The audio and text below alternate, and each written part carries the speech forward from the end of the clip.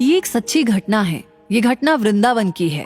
वृंदावन में एक संत रहा करते थे। लोग उनको जज साहब करके पुकारते थे। तब लोगों ने पूछा कि ये तो एक संत है, तो फिर लोग उनको जज साहब करके क्यों पुकारते हैं? तब एक ने बताया कि असल में वो संत एक जज थे जो जिले के कोर्ट में फैसला किया करते थे।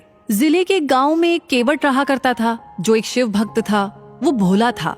वो रोज शिव मंदिर जाकर प्रभु की सेवा करते थे। एक दिन की बात है, केवट को उसके पिताजी ने बुलाया और कहा कि बेटा, तुम्हारी बहन अब बड़ी हो गई है और कुछ महीने में उसकी शादी करनी है और पैसों की जरूरत है। तुम जाके जमींदार से कुछ पैसा उधार लेकर आओ। उस पैसे से तुम्हारी बहन की शादी करेंगे, फिर बाद में उनको ब्याज सहित पैसा लौटा देंगे। तुम जल्दी जाके पैसे लेकर आओ। केवट फिर उस जमींदार के पास जाके कुछ पैसे उधार लेकर आया और वो पैसे पिताजी को दिए। कुछ महीने में केवट की बहन की शादी बड़ी धूमधाम से कराई। शादी के बाद केवट शहर गया। कुछ सालों में उसने खूब सारे पैसे कमाए। फिर वो अपने गांव आ गया और एक दिन पिताजी को बोला कि पिताजी, ये पैसा ले लीजिए और जमींदार के सारे पैसे लौटा दीजिए। पिताजी बोले कि बेटा, तुम पैसे लौटा कर आ जाओ। फिर वो केवट उस जमींदार के पास गया और बोला कि जमींदार साहब, मेरा आज तक का कितना पैसा लौटाना है? जमींदार ने फिर सारा हिसाब देखा और बोला कि इतने पैसे ब्याज सहित देने हैं। केवट ने वो सारे पैसे लौटा दिए। फिर जमींदार ने उसे एक पर्ची दे दी जिसमें लिखा था कि केवट ने मेरा सारा हिसाब चुकता किया है, अब इसका कुछ भी ऋण बाकी नहीं है। जमींदार बोला कि केवट, ये पर्ची देख लो। तब केवट बोला कि नहीं साहब जी। जमींदार फिर से बोला कि एक बार देख लो। तब केवट बोला कि कोई बात नहीं साहब जी, वो तो मेरे शंकर जी ही जाने। जमींदार ने सोचा कि ये केवट काफी भोला है, क्यों ना इससे ज्यादा पैसा कमाऊं।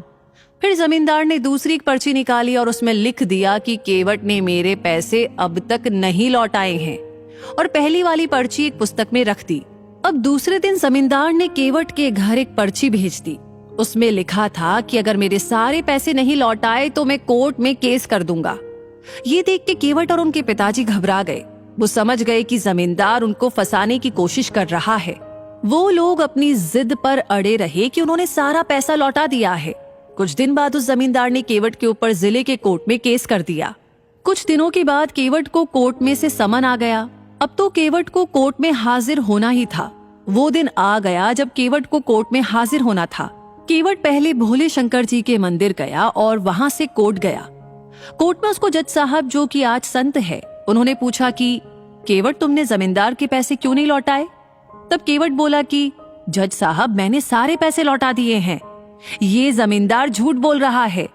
तब जज साहब बोले कि पैसे लौटाते समय तुम्हारे अलावा और भी कोई वहां पर मौजूद था? तब केवट बोला कि वो तो शंकर जी जाने। जज साहब बोले कि वहां पर शंकर नाम का कोई व्यक्ति मौजूद था क्या? केवट बोला कि हाँ, वहां पर मेरे शंकर जी मौजूद थे, उनको सब पता है। तब जज साहब बोले कि शंकर जी कहाँ रहते हैं, उनका जरा पता बताओ। तब केवट बोला, वो तो मंदिर में रहते हैं। जज साहब ने सोचा कि कोई पुजारी होगा जिसका नाम शंकर है। जज साहब ने शंकर के नाम का वारंट निकाला और अपने सिपाही से बोला कि ये वारंट लेकर उस मंदिर में जाओ और शंकर जी को दे आओ। सिपाही तुरंत वारंट लेकर निकल गया। कुछ देर के बाद वो मंदिर पहुंच गया। पुजारी से बोला कि यहाँ शंकर नाम का व्यक्ति कौन है, उनके नाम पर ये वारंट है, उनको बुलाइए। तब पुजारी बोला कि शंकर जी तो देवों के देव महादेव जी है। तब सिपाही बोला, ये वारंट तो उन्हीं के नाम पर है, उनको कोर्ट में हाजिर होना पड़ेगा। फिर पुजारी ने वो वारंट लिया और प्रभु के चरणों में रख दिया और बोला कि हे प्रभु, आज तक आपके चरणों में कई सारे पकवान, आभूषण, वस्त्र आए हैं, मगर आज पहली बार एक वारंट आया है। प्रभु, अपने भक्त की लाज रखना। आखिर वो दिन आ गया। आज प्रभु को कोर्ट जाना है गवाही देने। केवट सवेरे सवेरे मंदिर गया, प्रभु के दर्शन किए और बोला कि हे प्रभु, आपको पता है ना कि आज आपको कोर्ट आना है गवाही देने के लिए, मैं आपका इंतजार करूंगा। फिर केवट कोर्ट चला गया। जज साहब आए और सिपाही से बोले कि शंकर जी को हाजिर किया जाए। तब सिपाही ने पुकार लगाई, शंकर जी हाजिर हो, ऐसा 3 बार कहा। तब एक बुजुर्ग व्यक्ति कोर्ट में आ गया। वो बुजुर्ग धीरे धीरे चल के आ रहा था। कपड़े फटे थे, सिर बंधा था, गले में तुलसी की माला थी और चेहरे पे विलक्षण तेज था। जज साहब ने उनकी तरफ देखा और वो उनको देखते ही रह गए। जज साहब ने पूछा कि आपका नाम? वो वृद्ध व्यक्ति बोला कि मैं ही शंकर हूं। जज साहब बोले कि क्या उस दिन आप भी मौजूद थे जिस दिन केवट ने जमींदार को सारे पैसे लौटाए थे? तब शंकर जी बोले, हाँ, मैं वहां मौजूद था और केवट ने सारे पैसे मेरे सामने ही उस जमींदार को लौटा दिए थे। जज साहब बोले कि इसका क्या सबूत है तुम्हारे पास? तब शंकर जी बोले कि जमींदार जहां पर बैठते हैं ना, वहां दाई तरफ की अलमारी में एक लाल रंग की पुस्तक में वो असली वाली पर्ची रखी है। जज साहब ने तुरंत सिपाही को जमींदार के घर भेज दिया और उनको उसी अलमारी में वो पर्ची भी मिल गई। वो लोग वो पर्ची लेकर आए और जज साहब को दे दी। जज साहब को सारा किया समझ में आ गया। फिर वो केवट की तरफ मुड़े और बोले कि केवट, तुमने जमींदार के सारे पैसे लौटा दिए हैं, अब तुम घर पर जा सकते हो। फिर जज साहब शंकर जी की ओर मुड़े, देखा तो वहां पर शंकर जी नहीं थे। उन्होंने केवट से पूछा कि अरे ये शंकर जी कहाँ चले गए? तब केवट बोला कि जज साहब, वो तो अपना काम करके चले गए। जज साहब ने पूछा कि केवट, ये शंकर जी करते क्या है?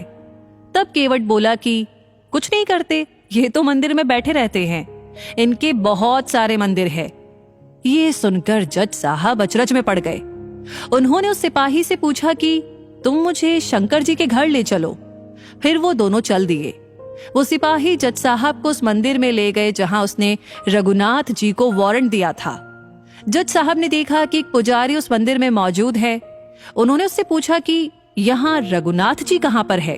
तब वो पुजारी बोला कि साहब, ये जो सामने आपको दिखाई दे रहे हैं ना, हाँ वही देवों के देव महादेव जी है।